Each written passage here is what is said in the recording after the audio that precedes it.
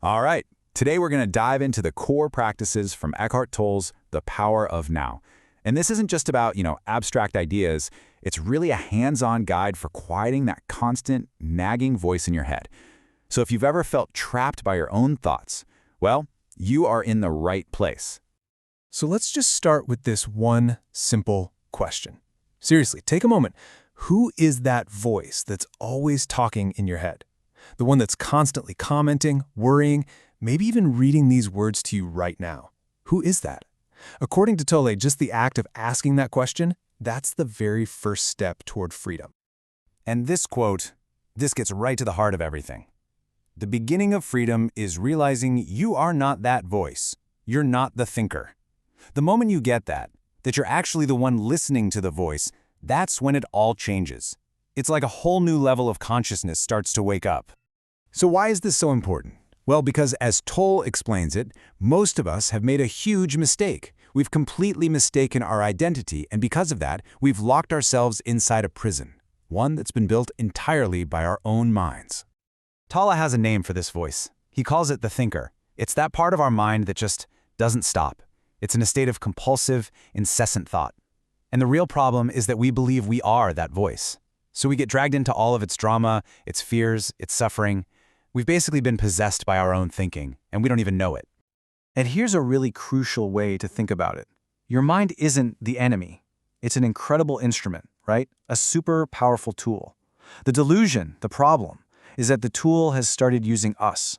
The instrument has completely taken over. And one of the mind's favorite ways to control us is through something Tolle calls psychological time. See, there's a huge difference. On one hand, you've got clock time. That's useful, right? It's for appointments, for planning your day. But then there's psychological time. And that's this obsessive loop of regret about the past and anxiety about the future. That, he says, is a huge source of our suffering. This leads to a pretty wild idea. The past and future, they don't actually exist. They're illusions, just mental ideas. I mean, think about it. The past is just a collection of memories of moments that were once now. And the future, it's just a projection, an idea of a now that hasn't arrived yet. The only thing that has ever been real is this very moment. And that, right there, brings us to the solution.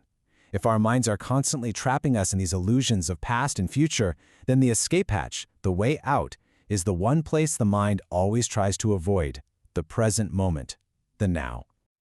This is just such a profound truth. I mean, really think about it. Have you ever experienced anything outside of the now? Your entire life, every single moment of it, has unfolded in the present. It's the only constant, the only reality you will ever truly have. So, what makes the now so precious? Well, for one, it's the only thing that's actually real. It's the space where your life is happening. But there's a deeper reason too. Tolle says it's your only point of access to what he calls being, that deep, quiet, peaceful part of yourself that's buried underneath all the noise in your head. Okay, so this all sounds great in theory, but how do we actually do it? How do we get out of our heads and into the now? Well, this next part breaks it down into 3 really simple, practical paths you can take to find presence. So here they are, the 3 main gateways that Tolle gives us for entering the present moment.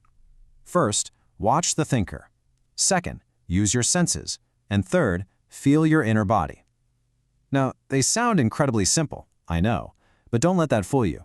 If you practice these consistently, they are profoundly powerful. Let's break each one down.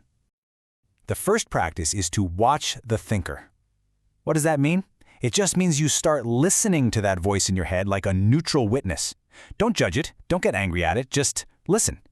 The second you start listening, something amazing happens. You're no longer the thought, you become the awareness behind the thought. Okay, the second path is to really fully use your senses. This is all about dropping the mental labels and the constant interpreting.